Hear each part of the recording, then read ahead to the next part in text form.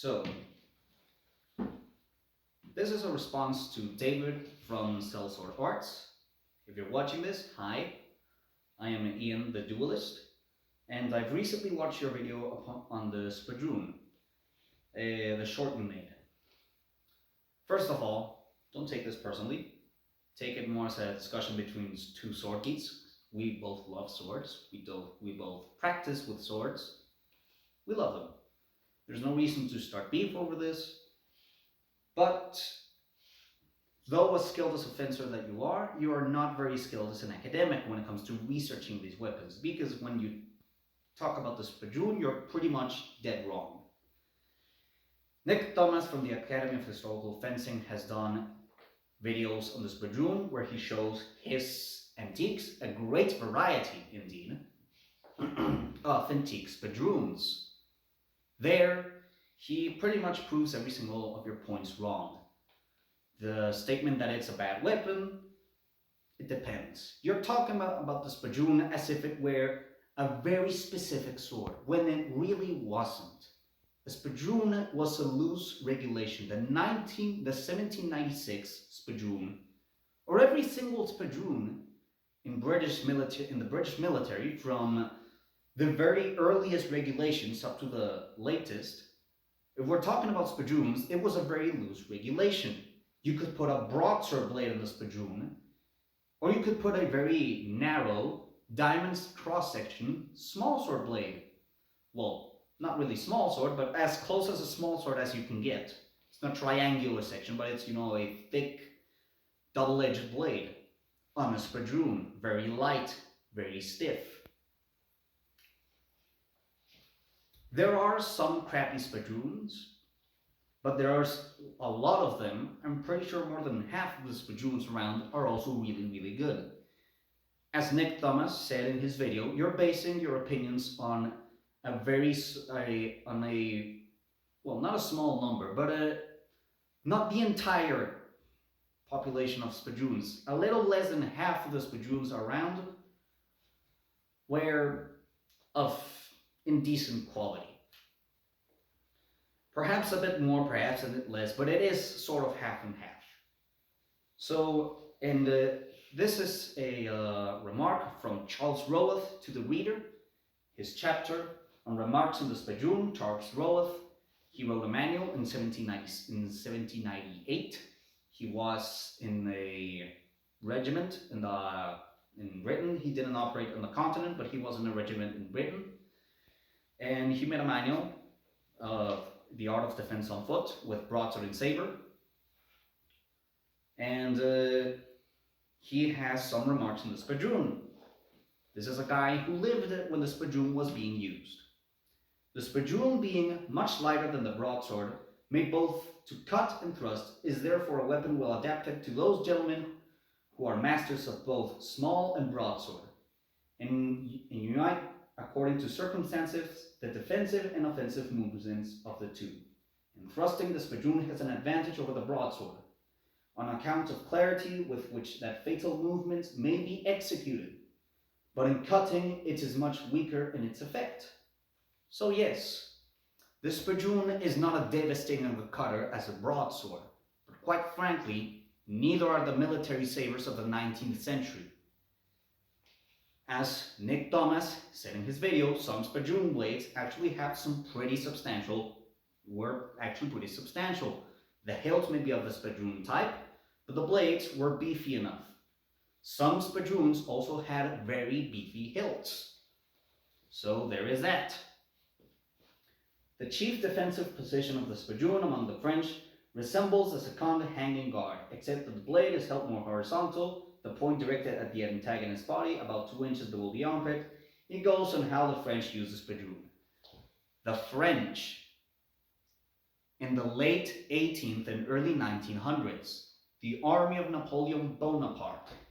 This is the army that was able to beat the Russians and Austrians at Austerlitz. This was the army that smashed the Prussians at Jena. This is the army that defeated the Russians in Prussia. Napoleon knew what he was doing, and the Spadroon was used throughout all of Europe. The Prussians, the French, the Spanish, the British, the Italians, everyone used the Spadroon. Because the Spadroon is a very loose term. It's like saying rapier. When you say rapier, you're not referring to only a Spanish cup hilt or only an Italian three-ring rapier with a wide blade. You're referring to that entire family of swords. Same with Spadroons. Spadroons is not a very specific terminology. And when you lump all of that variety into one single word, Spadroon, and you treat that word Spadroon as if to only address the badly made Spadroons, because there are little less or a little more than half of Spadroons were pretty bad, well, of course you're going to get a lousy reputation. But it doesn't deserve it, because from Sir William Hope, 100 years earlier, called it the shearing sword, which later McBain called shearing sword and Spadroon means the same thing. And quite honestly, a shearing sword is a Spadroon, double shell guards with a cut and thrust blade. If you look at that, he called the shearing sword the master of all weapons. So it was very well regarded in its time. What happens is that there's a lot of very crappy bad ones precisely because it was so successful. If something's very successful, there's going to be a lot of them made. And when there's a lot of something made, there's going to be badly ones made that are going to slip through the cracks, especially if they're made by a government in a wartime economy like Britain. There's a lot of context when it comes to these things. These did not exist in a vacuum. Without context, HEMA becomes incomplete. We must always take into account the context in which these swords existed. If we do not, we risk running into these sorts of misconceptions. So, get some antique Spadroons, use them, spar with them, and also, kind of weird for you to hate on the Spadroon. When in blade shape, it's pretty much a dueling saber, and you love the dueling saber. So, just because a single sergeant or lieutenant in the British army of the Napoleonic period said some badly made some remarks on the Spadroon, doesn't mean that all the Spadroons are badly made. Just because some of the Spadroons are badly made of the 1796 pattern doesn't mean that all Spadroons from the 17th century all the way to the 19th, mid-19th century, in the case of the US, doesn't mean that they're all bad.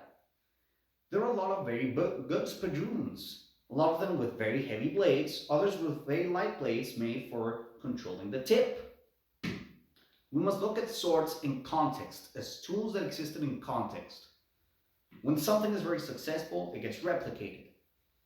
When it gets replicated by a wartime economy, a lot of them are going to be quite crappy.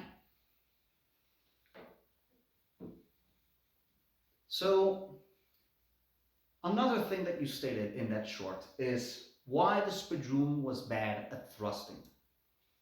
It was not because it was too heavy. A Spadroon and a dueling saber have very similar handling characteristics. At least the lighter Spadroons had very similar handling characteristics. The reason why some Spadroons were both bad cutters and thrusters was not because they were heavy. A lot of the bad Spadroons, you will find out, are very, very light. Most of the bad Spadroons are very, very light. That was not the problem. The problem was distal taper. A good sword of the Napoleonic period, as Nick Thomas stated, if you want a good thrusting sword, thick here, thin here. How thick? Here, 6.5 mil and above.